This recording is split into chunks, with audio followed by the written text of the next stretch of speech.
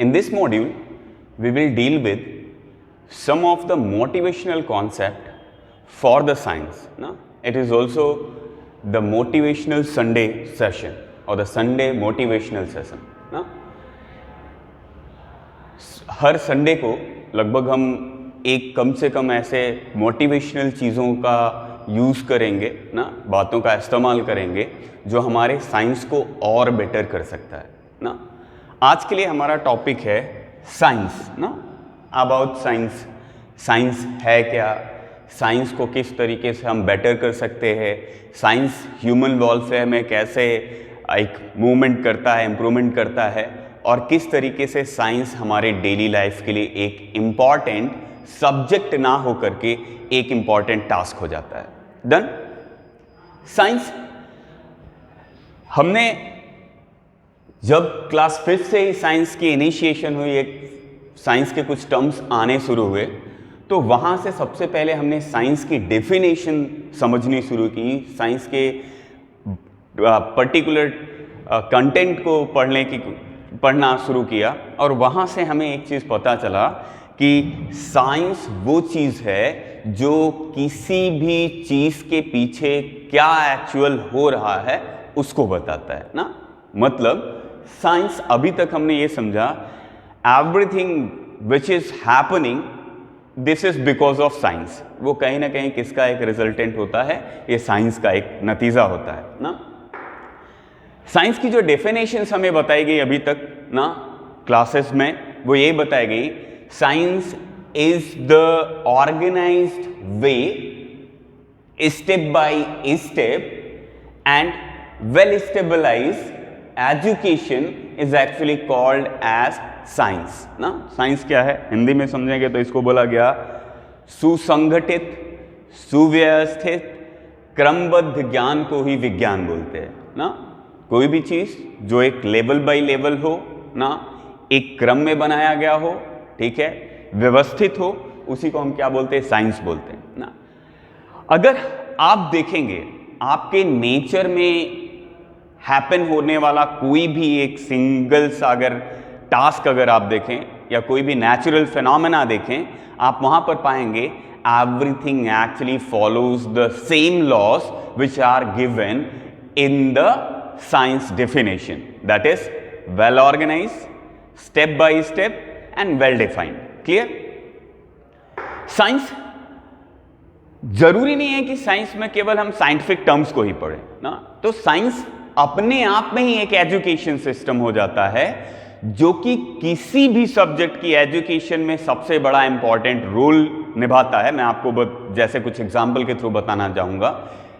We born ना, we don't actually speak ना, we do not walk, लेकिन समय के साथ साथ हम ये चीज़ें समझ जाते हैं और उसमें भी हम यही तीनों चीज़ों को फॉलो करते हैं, that is step by step ना। हम शुरू कैसे करते हैं, ऐसा नहीं है कि कोई बच्चा इस दुनिया में आते ही मान तुरंत दौड़ना शुरू कर देगा ना। दौड़ने से पहले वो पहले पैर को संभालना सीखता है, खड़ा होना सीखता है, खड़े होने के बाद कभी वो चलने की कोशिश करेगा और चलते समय वो गिर भी जाएगा ना।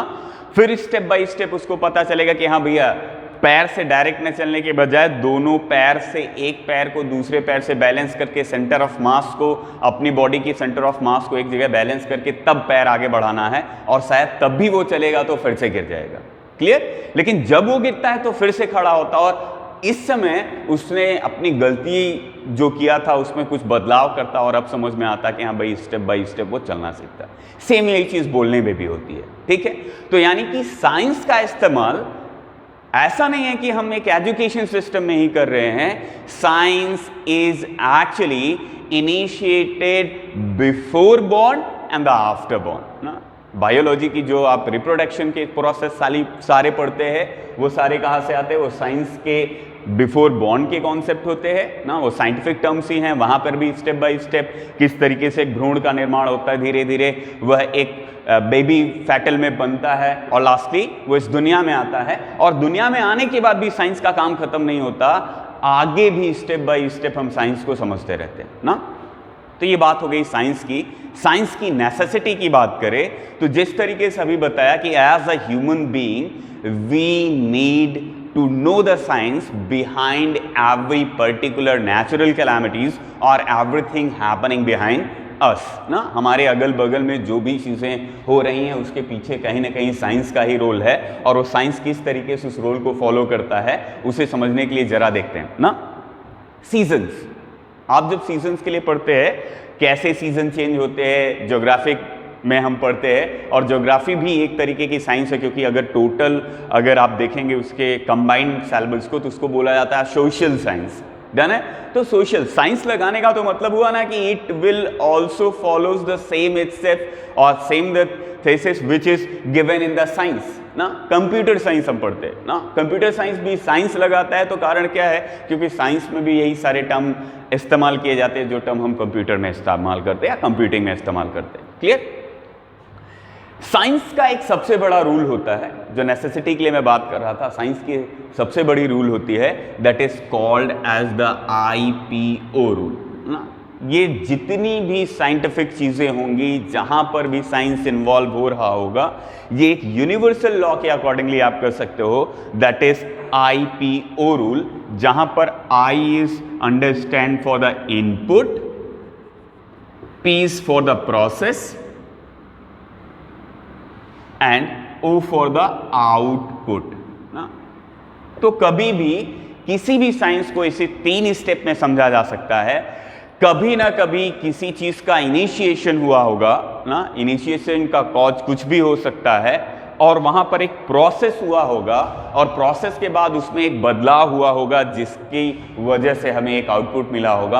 और यही IPO स्कीम हम कंप्यूटिंग में भी इस्तेमाल करते हैं, सोशल साइंस में भी इस्तेमाल करते हैं, साइंस में भी इस्तेमाल करते हैं, और सबसे बड़ी चीज इसका इस्तेमाल हम मोरल साइंस में भी करते हैं ना। मोरल साइंस आजकल इसको एक अलग पार्ट बना दिया गया, एक के बाद हम नहीं पढ़ते, लेकिन moral science is the first science which is actually initiated during our whole life process. It is one of the thing which always with us in our whole life na.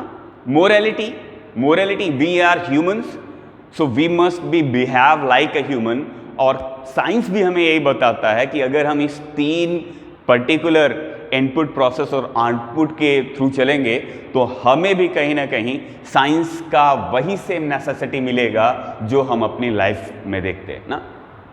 Science का दूसरा जो सबसे बड़ा impact मिलता है वो हमें मिलता है लाइफ स्किल्स के फॉर्म में। डन है। लाइफ स्किल्स के फॉर्म में जो भी चीज़ें हम डेली बेसिस पे करते हैं ना, वो कहीं ना कहीं हमारी लाइफ स्किल है, और केवल वो नहीं है कि वो बुकिश जो नॉलेज हमने लिया है उसी से होगा। तो साइंस की ज़रूरत केवल बुक से समझने की नहीं है। आज तो बुक होने लगी, आज बुक से पढ़ाई होने लगी, लेकिन वो एंशिएंट टाइम समझो जब किसी के पास बुक नहीं होती थी, तब भी वो साइंस को समझते हैं ना, क्योंकि साइंस हमारे नेचर में है, साइंस हमारे सराउंडिंग में है, साइंस हम में है और हम साइंस हैं। ठीक है। तो that is all about the science, it's necessity. और साइंस को जितना बेटर हम समझेंगे, एक्चुअली हम अपने आप को उतना अच्छे से समझेंगे, हम अपने सराउंडिंग को उतना अच्छे से समझेंगे, हम अपने नेचर को उतने अच्छे से समझेंगे। और अगर हमने अपने आप को समझ लिया, अपने नेचर को समझ लिया, तो कहीं ना कहीं हम ह्यूमन वॉलफेयर के बारे में सोचेंगे, और ह्यूमन वॉलफेयर के लिए भी साइंस सबसे बड़ा इंपॉर्टेंट रोल बनाता है। साइंस के लिए एक कहावत और भी कही गई है कि साइंस जितना यूजफुल भी होता है उतना ही डिस्ट्रक्टिव भी होता है ना। वो आज के टाइम पे हम देख सकते हैं, कोविड के टाइम्स में आपने देखा कि किस तरीके से हमारे द्वारा किए गए जो भी रेगुलर इस नेचर के साथ खिलवाड़ रहा, वो हमारे ही साथ किस तरीके से अपोजिटिवली बिहेवियर कर रहा है। डन है। तो कई चीज़ें हमें साइंस के लिए ध्यान देना है। साइंस को समझने का सबसे अच्छा तरीका, आप अपने नेचर को समझ लें, आप अपने आप को समझ लें, आप अपने सराउंडिंग को समझ लें। बाकी जो थेरीज है, थेरीज के लिए हम बुक को प्रेफर करेंगे, और अगले वीडियोस में जब हम शुरू करेंगे केमिस्ट्री के चैप्टर्स को, तो धीरे धीरे हम इसी साइंस के टर्म्स को केमिस्ट्री में भी समझना शुरू करेंगे, क्योंकि केमिस्ट्री भी एक पार्ट है साइंस का। आगे की वीडियो में हम केमिस्ट्री के लिए बात करेंगे। तब तक के लिए take care, bye bye, thank you.